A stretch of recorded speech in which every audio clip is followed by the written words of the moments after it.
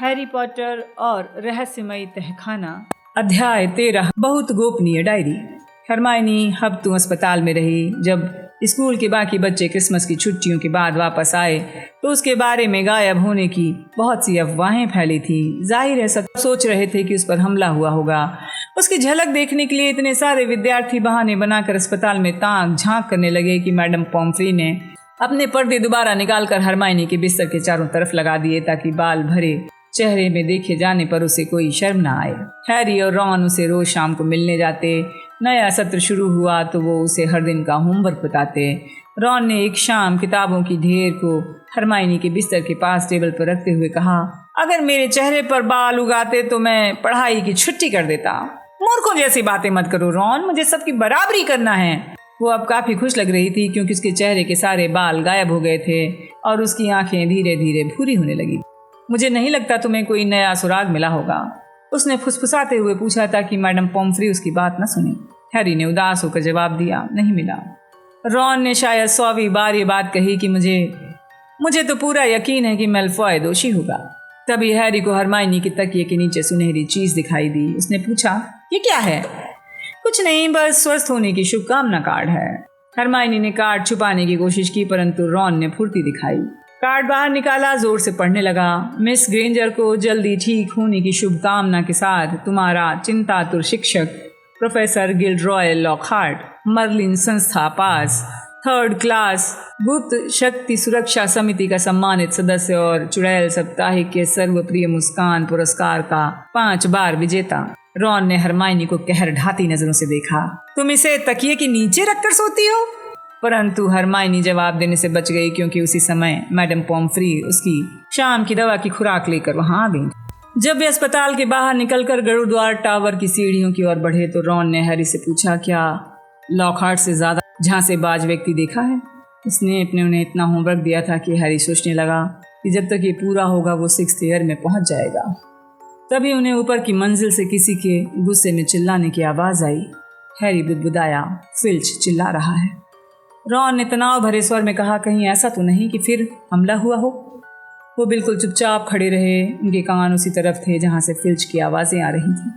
मेरा काम बढ़ा दिया है, पूरी रात सफाई करते रहो, मेरे पास पहले से ही पर्याप्त काम है। अब मेरे सब्र का बांध टूट चुका है, मैं डंबलडोर के पास जा रहा हूँ।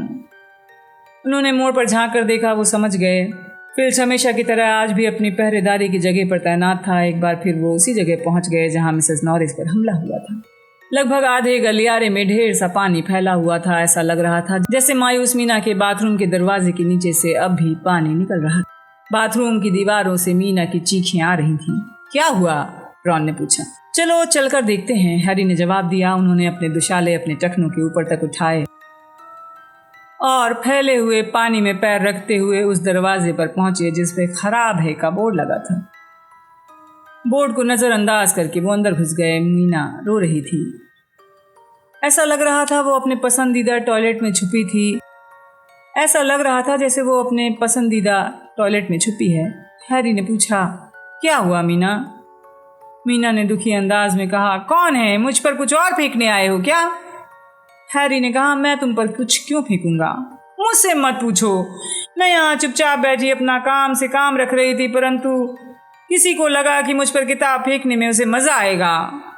परंतु अगर तुम पर कोई चीज फेंकी जाए तो तुम्हें उससे चोट नहीं लग सकती, हैरी ने तर्क दिया। मेरा मतलब है वो चीज तुम्हारे आर पार निकल जाएगी, है ना? उसने गलत बात बोल दी। मीना ने अपने आप को फुलाया और चीखी, चलो हम सब मीना पर किताबें फेंकते हैं क्योंकि उसे चोट नहीं लगती। कितना बढ़िया है, कितना मजेदार खेल है। हैरी ने पूछा, लेकिन ये बताओ तुम पर किताब किसने फेंकी? मीना ने कहा, मैं नहीं जानती, मैं तो टॉयलेट के यू बैंड में बैठी थी।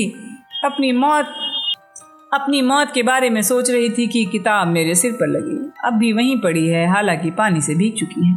हैरी और रॉन ने सिंक के नीचे देखा जिधर मीना इशारा कर रही थी। एक छोटी पतली सी किताब पड़ी थी।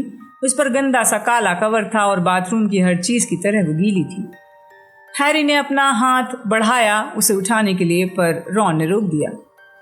क्या हुआ? हैरी ने पूछा। पागल हो गए हो? ये खतरनाक हो सकती है, रॉन बोला। खतरनाक? क्या बात करते हो? हैरी ने हंसते हुए कहा। रॉन ने किताब की तरफ भयभीत नजरों से देखा। तुम्हें जानकर हैरानी होगी, मंत्रालय ने कुछ खतरनाक किताबें जब्त की हैं। एक ऐसी किताब थी जो आंख जला देती थी, और जो व्यक्ति जादूगर के छंद गीत नाम की किताब पढ़ता था वो जिंदगी भर छंद में बोलता था। डैडी ने मुझे बताया था। ठीक है, मैं समझ गया। सामान्य और गीली दिख रही किताब फर्श पर पड़ी रही। देखो, जब हम इसे देखेंगे नहीं तो कैसे पता चलेगा इसमें क्या है। हैरी रॉन के हाथ से नीचे झुककर निकला और फर्श से किताब उठा ली। हैरी ने एक नजर में देखा, ये डायरी है। पहले पेज पर धुंधली स्याही में लिखा था T.M. रिडल। जरा ठहरो, मैं इस नाम के बारे में जानता हूँ। T.M. रिडल को 50 साल पहले स्कूल की विशेष सेवाओं के लिए पुरस्कार मिला था। तुम्हें कैसे मालूम? हैरी ने हैरान होते हुए पूछा। क्योंकि सजा के दौरान फिल्च ने मुझसे रिडल की शील्ड तकरीबन 50 बार चमकवाई थी, रॉन ने गुस्से से कहा। उसी की शील्ड पर मैंने घोंघे गिराए थे। अगर तुम्हें किसी के नाम पर 1 घंटे तक गंदगी साफ करनी पड़े तो तुम्हें उसका नाम याद हो जाएगा। हैरी ने डायरी के गीले पन्नों को खोला। वो पूरी तरह कोरे थे। कहीं कुछ नहीं लिखा था मेबल आंटी का जन्मदिन या दांतों के डॉक्टर के पास 3:30 बजे जैसी याद दिलाने वाली कोई बात नहीं थी। हैरी ने कहा, इसमें कुछ नहीं है। रॉन ने कहा, मैं हैरान हूँ, इसे कोई क्यों फेंकना चाहता था। हैरी ने डायरी के पिछले कवर को देखा। वहाँ पर वॉक्सहॉल रोड, लंदन की एक दुकान का नाम छपा था। वो जरूर मगलू परिवार का होगा, हैरी ने सोचते हुए कहा। तभी उसने ये डायरी वॉक्सहॉल रोड से खरीदी थी। रॉन बोला, खैर ये डायरी तुम्हारे काम की नहीं है। अगर तुम इसे मीना की नाक के पार फेंको तो 50 पॉइंट। बहरहाल हैरी ने डायरी जेब में रख ली। फरवरी के शुरुआती दिनों में हरमाइनी अस्पताल से बाहर आई। मूंछ और पूंछ दोनों गायब हो गई थी। चेहरों के बाल से मुक्ति मिल गई थी। जिस शाम हरमाइनी गरुड़ द्वार टावर में वापस लौटी तो हैरी ने उसे T.M. रिडल की डायरी दिखाई और मिलने की पूरी कहानी बताई। हरमाइनी ने उत्साहित होकर हैरी से डायरी ली। गौर से देखा। ओफ, इसमें छुपी शक्तियां हो सकती हैं। अगर इसमें शक्तियां हैं तो ये बहुत अच्छी तरह से छुपा रही है, रॉन बोली। शायद ये शर्मीली होगी। मुझे समझ नहीं आ रहा, तुम इसे फेंक क्यों नहीं देते? हैरी ने कहा, काश मुझे पता चल जाता कि इसे फेंकने की कोशिश क्यों की गई थी।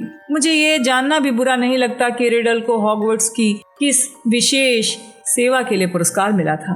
रॉन बोला, कुछ भी हो सकता है। शायद उसे 30 OWL मिले हों, या उसने किसी टीचर को दैत्याकार समुद्री फैनी से बचाया हो, या शायद उसने मीना की हत्या कर दी हो जिससे हर व्यक्ति को राहत मिली हो। परंतु हरमाइनी के चेहरे पर आए दिलचस्पी के भाव देखकर हैरी समझ गया वो भी वही सोच रही थी जो वो सोच रहा था। हैरी ने कहा, देखो, रहस्यमयी तहखाना 50 साल पहले खुला था। मेलफॉय ने यही बताया था, है ना? और ये डायरी भी 50 साल पुरानी है। हरमाइनी ने रोमांचित होकर डायरी को ठोकते हुए कहा, तो अरे रॉन, नींद से जागो। हरमाइनी ने पलट कर कहा, हम ये बात जानते हैं कि जिसने पिछली बार तहखाना खोला था उसे 50 साल पहले स्कूल से निकाल दिया गया था। और हम ये भी जानते हैं कि T.M. रिडल को स्कूल की विशेष सेवाओं के लिए 50 साल पहले पुरस्कार मिला था। क्या ये नहीं हो सकता कि नाग शक्ति के वारिस को पकड़ने के लिए ही रिडल को पुरस्कार दिया गया हो? उसकी ये डायरी हमें हर बात बता देगी। तहखाना कहाँ है, उसे कैसे खोल सकते हैं, उसमें कौन सा भयानक जानवर है जो हमले कर रहा है। वो ये नहीं चाहेगा कि डायरी आसपास पड़ी रहे, है ना? रॉन बोला, बहुत बढ़िया कल्पना है, बस इसमें एक छोटी सी गड़बड़ है हरमाइनी, इस डायरी में कुछ नहीं लिखा है।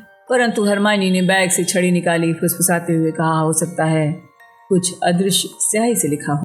उसने डायरी को 3 बार ठोका और कहा, प्रकट भव। कुछ नहीं हुआ।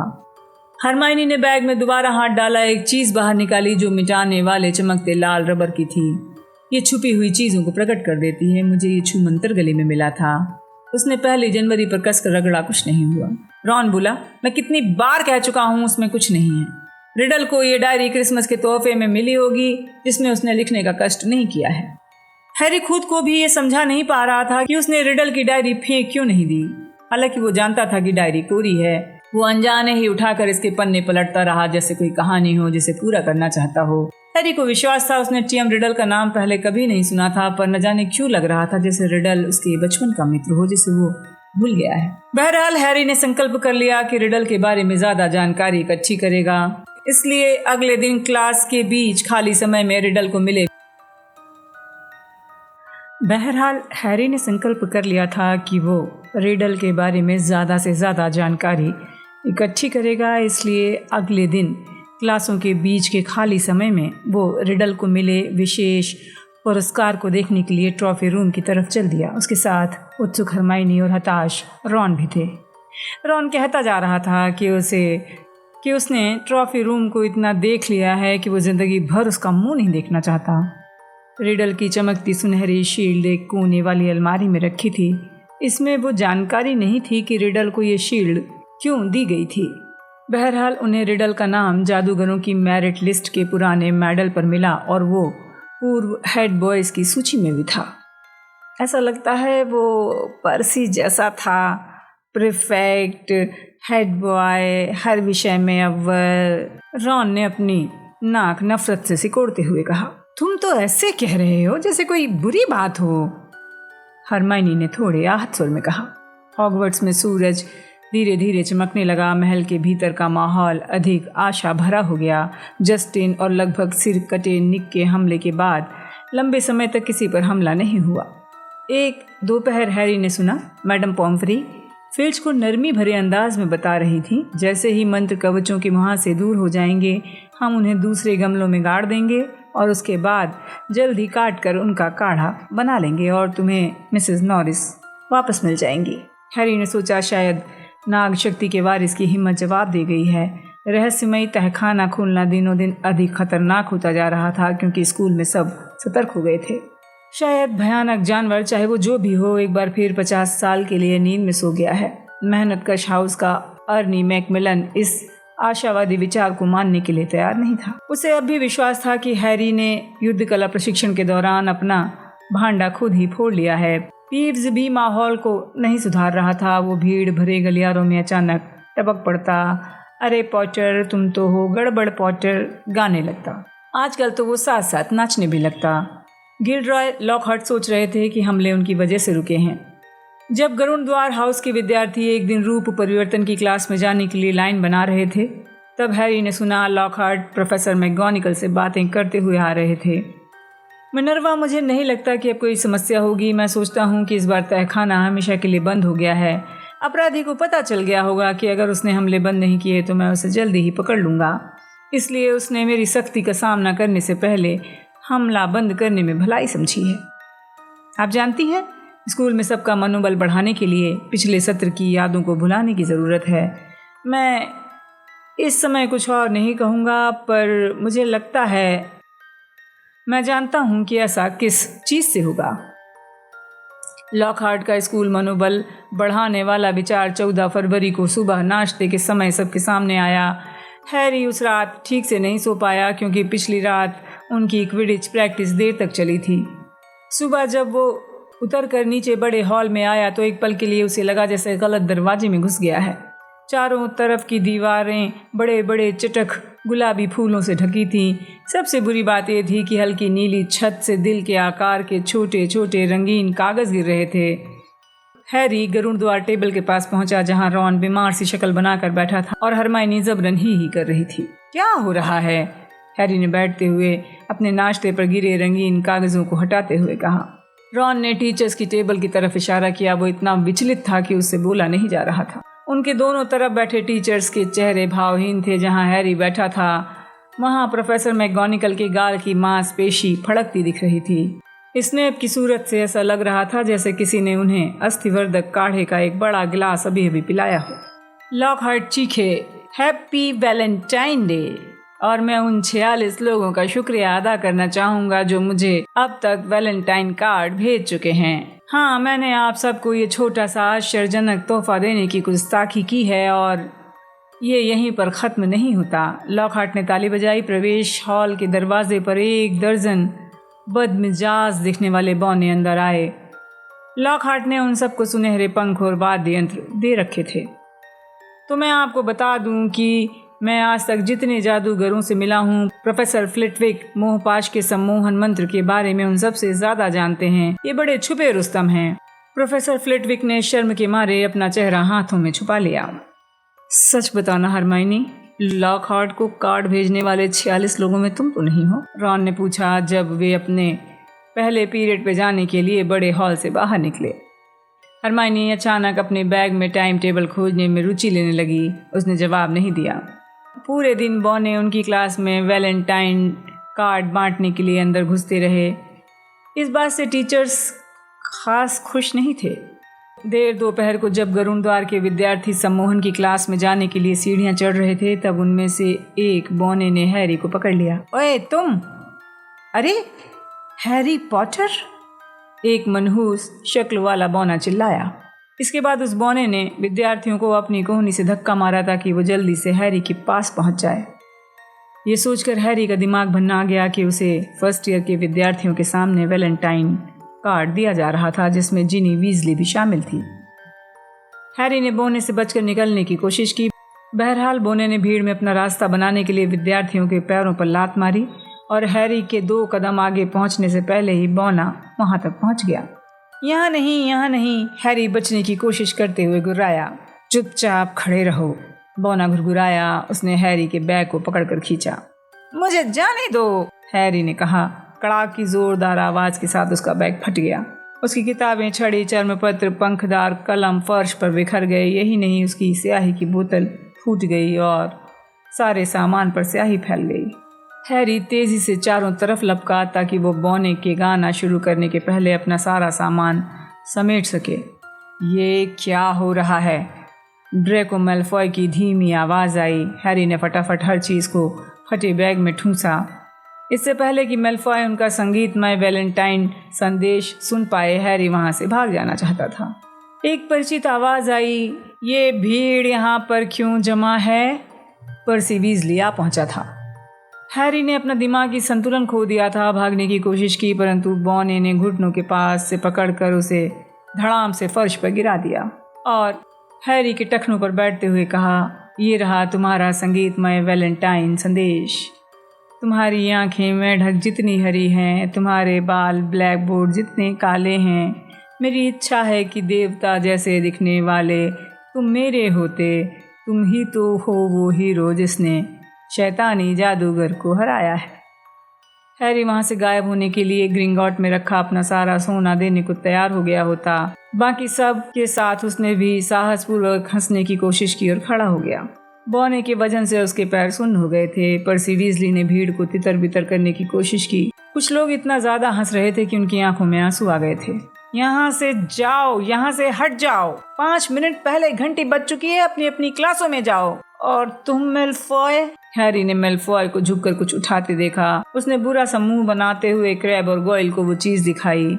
हैरी ने देखा मैल्फॉय के हाथ में रिडल की डायरी है। हैरी शांत स्वर में बोला, मेरी डायरी वापस करो, देखे तो सही पॉटर ने क्या लिखा है। जिनी कभी डायरी को देख रही थी, कभी हैरी को और आतंकित लग रही थी। पर्सी सख्ती से बोला, डायरी वापस कर दो मैल्फॉय, पहले मैं देख तो लूं।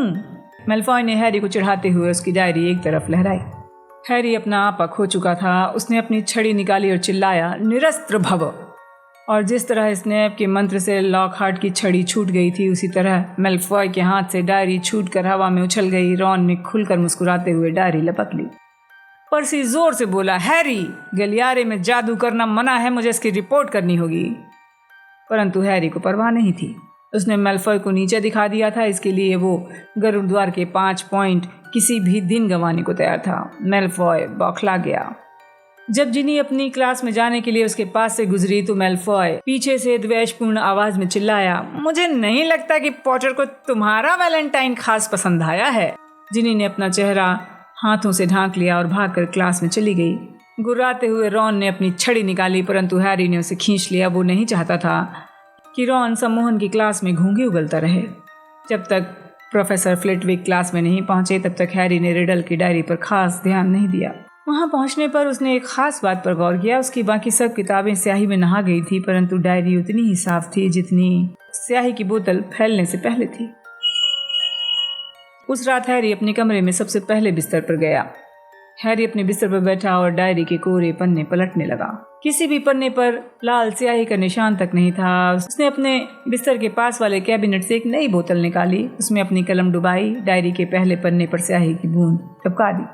स्याही कागज पर एक पल के लिए चमकी और फिर गायब हो गई।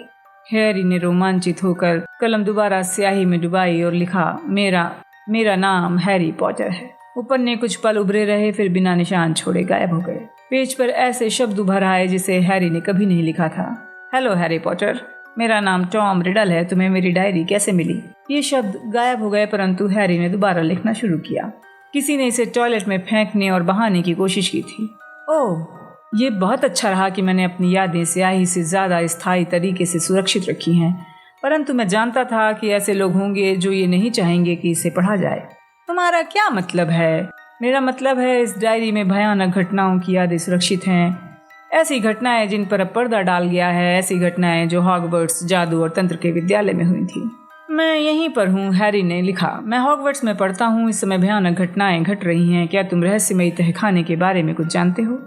निश्चित रूप से मैं जानता हूँ। मेरे ज़माने में लोग हमसे कहते थे कि एक काल्पनिक कहानी है और ऐसा कोई तहखाना नहीं है, परंतु ये झूठ था। जब मैं 5th ईयर में था तब तहखाना खुला था और भयानक जानवर ने कई विद्यार्थियों पर हमला किया था। यही नहीं, उसने एक लड़की को तो मार डाला था। तहखाना खोलने वाले को मैंने ही पकड़ा था, इसके लिए उसे स्कूल से निकाल दिया गया था। परंतु हेडमास्टर डिपेट को इस बात पर इतनी शर्म आई कि इस तरह की घटना हॉगवर्ट्स में हुई है, उन्होंने मुझे सच्चाई बताने से रोक दिया। एक कहानी गढ़ी गई कि लड़की संयोगवश दुर्घटना में मर गई हैं। उन्होंने मेरे योगदान के लिए मुझे एक सुंदर सी चमकती और नक्काशीदार ट्रॉफी दी थी, मुंह बंद रखने की चेतावनी भी दी थी। परंतु मैं जानता हूँ कि ये दोबारा हो सकता है। भयानक जानवर जिंदा है और जिस व्यक्ति के पास इसे आज़ाद करने की शक्ति थी उसे जेल नहीं भेजा गया था। अब दोबारा हमले हो रहे हैं, 3 हो चुके हैं। कोई नहीं जानता इसके पीछे किसका हाथ है। पिछली बार हमले किसने किए थे? अगर तुम चाहो तो मैं दिखा सकता हूँ, रिडल का जवाब आया। तुम्हें मेरी बात मानने की ज़रूरत नहीं है। जिस रात मैंने उसे पकड़ा था, मैं उस रात तुम्हें अपनी याद के भीतर ले जा सकता हूँ। हैरी झिझका। उसकी कलम डायरी के ऊपर लटकी रह गई। रिडल का क्या मतलब है? कोई किसी की याद में कैसे जा सकता है? उसने घबराहट से कमरे के दरवाजे की तरफ देखा, जो अब अंधेरे की वजह से धुंधला दिख रहा था। उसने पलटकर डायरी की तरफ देखा तो उसमें नए अक्षर उभर रहे थे। मुझे ये दिखाने दो। हैरी एक पल के लिए रुका। उसने 2 शब्द लिखे, ठीक है। डायरी के पन्ने फड़फड़ाने लगे। वे जून के महीने के बीच में आकर रुक गए। खुले हुए मुंह से हैरी ने 13 जून के छोटे चौखाने को छोटी सी टेलीविजन स्क्रीन में बदलते देखा। उसके हाथ कांप रहे थे। उसने डायरी उठाकर आंख से सटा ली। अब उसकी आंख उस छोटी सी खिड़की के अंदर झांक रही थी। उसे महसूस हुआ जैसे उसका शरीर बिस्तर से उठकर खिड़की से होता हुआ रंग और छाया के बवंडर में पहुंच गया है। उसने अपने पैर ठोस जमीन पर पड़ते महसूस किए। वो कांपता हुआ खड़ा रहा। हैरी तत्काल समझ गया कि वो कहाँ है। सोती हुई तस्वीरों वाला ये गोलाकार कमरा डंबलडोर का ऑफिस था, परंतु यहाँ डेस्क के पीछे डंबलडोर नहीं, एक झुर्रीदार चेहरे वाला दुबला जादूगर बैठा था। गिने चुने सफेद बालों को छोड़कर उसका सिर गंजा था। हैरी ने कांपते हुए कहा, मुझे खेद है, मैं बीच में बाधा नहीं डालना चाहता था। परंतु जादूगर ने नजरें तक नहीं उठाई। त्योरियां चढ़ाकर वो खत पढ़ता रहा। हैरी जादूगर की टेबल के पास आया, अटकते हुए बोला, मैं अभी चला जाऊंगा, क्या मैं जाऊं? जादूगर ने उसकी तरफ ध्यान तक नहीं दिया। ऐसा लग रहा था जैसे उसने हैरी की बात सुनी ही ना हो। हैरी ने अपनी आवाज ऊंची की, माफ कीजिए, मैंने आपके काम में बाधा डाली है, अब मैं जाता हूँ। जादूगर ने आह भरते हुए खत मोड़ा, फिर उठकर खड़ा हुआ। हैरी की तरफ देखे बिना उसके पास से गुजर गया। खिड़की के पर्दे खोल दिए। हैरी ने ऑफिस में चारों तरफ देखा तो ज्वाला नामक फीनिक्स पक्षी नहीं था, ना ही आवाज करने वाले चांदी के यंत्र थे। ये रिडल के जमाने का हॉगवर्ट्स था। इसका मतलब था ये अनजान जादूगर उस समय का हेडमास्टर था, जैसे इस समय डंबलडोर है। ऑफिस पर एक दस्तक सुनाई दी। अंदर आ जाओ। लगभग 16 साल का एक लड़का नुकीली टोपी उतारते हुए अंदर आया। उसके सीने पर प्रीफेक्ट का चांदी का बिल्ला चमचमा रहा था। वो हैरी से लंबा था, परंतु बाल उसके भी गहरे काले थे। हेडमास्टर ने कहा, आह रिडल, आपने मुझे बुलाया सर? वो घबराया हुआ दिख रहा था। डिपेट ने कहा, बैठ जाओ, मैं अभी वो खत पढ़ रहा था जो तुमने भेजा है। ओह, उसने अपने हाथ बहुत कसकर बांध रखे थे। रिडल बैठ गया। मेरे प्यारे बच्चे, ये संभव नहीं है मैं तुम्हें गर्मियों में स्कूल में रुकने की इजाज़त दूं। निश्चित रूप से छुट्टियों में तुम अपने घर जाना चाहोगे। रिडल ने तत्काल कहा, नहीं सर, मैं हॉगवर्ट्स में रहना चाहूँगा।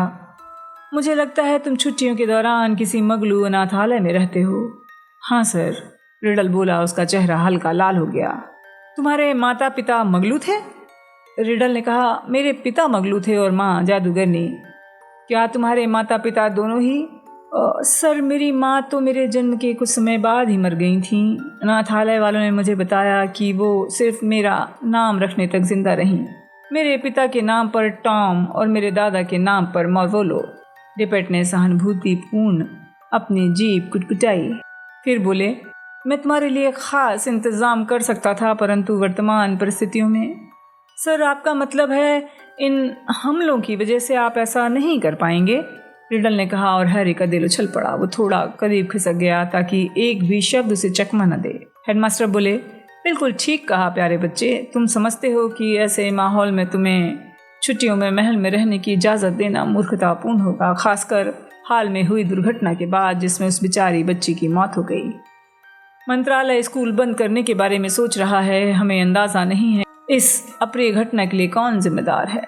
रिडल की आंखें फैल गई। सर, अगर अपराधी पकड़ा जाए और सब बंद हो जाए तो? तुम्हारा क्या मतलब है? रिडल, क्या तुम हमलों के बारे में कुछ जानते हो? डिपेट ने कुर्सी पर तनकर बैठते हुए चूं चूं करती आवाज में कहा। नहीं सर, रिडल ने जल्दी से कहा, परंतु हैरी को यकीन था ये उसी तरह की नहीं थी जैसी उसने डंबलडोर से कही थी।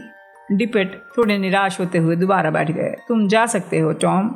हैरी को साफ दिख रहा था कि रिडल गंभीरता से कुछ सोच रहा था, अपने होंठ काट रहा था। उसके माथे पर बल पड़ गए थे। फिर ऐसा लगा कि अचानक वो किसी फैसले पर पहुंच गया है। तेजी से चल दिया। हैरी उसके पीछे पीछे बिना आवाज किए चलने लगा। वहां पर लंबे लहराते सुनहरे बालों और दाढ़ी वाले एक लंबे जादूगर ने संगमरमर की सीढ़ियों से रिडल को आवाज दी। टॉम, तुम इतनी रात को क्या कर रहे हो? यहाँ क्यों भटक रहे हो? हैरी जादूगर को घूरता रहा। वो कोई और नहीं बल्कि 50 साल युवा डंबलडोर थे। रिडल ने जवाब दिया, मैं हेडमास्टर से मिलने गया था सर। ठीक है, अपने बिस्तर पर जाओ। बेहतर होगा इन दिनों गलियारों में ना घूमा जाए, खास तौर पर जब उन्होंने गहरी आह भरी रिडल को गुड नाइट कहा और चले गए। रिडल ने उन्हें अपनी आंखों से ओझल होते हुए देखा, फिर तहखाने की तरफ जाने वाली सीढ़ियों पर उतर गया। हैरी उसके ठीक पीछे तेजी से चलता रहा, परंतु हैरी निराश हुआ। रिडल उस तहखाने में गया जहां इन दिनों स्नैप की काढ़े की क्लास लगती थी। मशालें नहीं जल रही थी। हैरी को लगा जैसे वो कम से कम 1 घंटे तक वहां रहे। सिर्फ दरवाजे पर खड़े रिडल की आकृति देख सकता था, जो एक छेद से घूर रहा था, किसी मूर्ति की तरह इंतजार कर रहा था। तभी उसे दरवाजे के बाहर किसी के चलने की आवाज आई। कोई गलियारे में रेंग रहा था। किसी छाया की तरह शांत रिडल बिना आवाज किए धीरे से दरवाजे से निकला और उस आवाज का पीछा करने लगा। हैरी भी पीछे पीछे दबे पांव चल दिया। वो ये भूल गया था कि लोग उसकी आवाज नहीं सुन सकते थे। शायद 5 मिनट तक उन्होंने कदमों का पीछा किया। फिर रिडल रुक गया। उसका सिर नई आवाजों की दिशा में मुड़ गया। हैरी को किसी दरवाजे की खुलने की आवाज आई। फिर उसने फुसफुसाहट सुनी, चलो, तुम्हें यहाँ से बाहर ले जाना होगा, इसी समय चलो बक्से में। हैरी को आवाज जानी पहचानी लगी। रिडल अचानक मोड़ पर से कूद कर सामने आया। उस अंधेरे में एक भीमकाय बच्चे की आकृति दिख रही थी, जो एक खुले दरवाजे के सामने झुका था। उसके पास एक बड़ा बक्सा रखा था। रिडल ने तीखे स्वर में कहा, गुड इवनिंग रूबियस। भीमकाय लड़के ने धड़ाम से दरवाजा बंद किया और तनकर खड़ा हो गया। तुम यहाँ क्या कर रहे हो टॉम? तुम्हारा खेल खत्म हो गया है रूबियस। मैं तुम्हें पकड़वाने वाला हूँ। अगर हमले नहीं रुके तो हॉगवर्ट्स बंद हो जाएगा। मुझे नहीं लगता तुम किसी की जान लेना चाहते थे, परंतु भयानक जानवरों को पालतू नहीं बनाया जा सकता। मुझे लगता है तुम सिर्फ उसे घुमाने फिराने के लिए बाहर निकालते होगे। इसने किसी को नहीं मारा है, भीमकाय लड़के ने बंद दरवाजे से टिकते हुए कहा। रिडल ने थोड़े करीब जाते हुए कहा, चलो रूबियस, जिस लड़की की मौत हुई है उसके माता पिता कल यहाँ आएंगे। कम से कम हॉगवर्ट्स इतना तो कर ही सकता है कि उस जानवर की हत्या कर दे जिसने उनकी लड़की को मारा है। उसने ये काम नहीं किया है, भीमकाय लड़का गरजा। एक तरफ हट जाओ। रिडल ने अपनी छड़ी निकालते हुए कहा। एक मंत्र पढ़ा। गलियारे में अचानक रोशनी भर गई। एक विशाल रेंगने वाला बालों वाला जानवर तेजी से बाहर निकला। उसके बहुत से काले पैर थे, आंखें चमक रही थीं। रिडल ने अपनी छड़ी दोबारा उठाई, परंतु बहुत देर हो गई थी। वो जानवर उसे गिराकर गलियारे में भागा और नजरों से ओझल हो गया। दृश्य घूमने लगा। अब उसकी आंखों के सामने घुप अंधेरा था। हैरी को महसूस हुआ जैसे वो गिर रहा हो। फिर धड़ाम से गरुड़ द्वार टावर के अपने कमरे के बिस्तर पर गिर गया। रिडल की डायरी उसके पेट पर खुली पड़ी थी। इससे पहले कि वो सांस ठीक करता, कमरा खुला और रॉन अंदर आ गया। तो तुम जाग रहे हो? हैरी बैठा था, पसीने से लथपथ था और कांप रहा था। रॉन ने उसकी तरफ चिंता से देखते हुए कहा, क्या हुआ? रॉन, 50 साल पहले रहस्यमयी तहखाना हैग्रिड ने खोला था।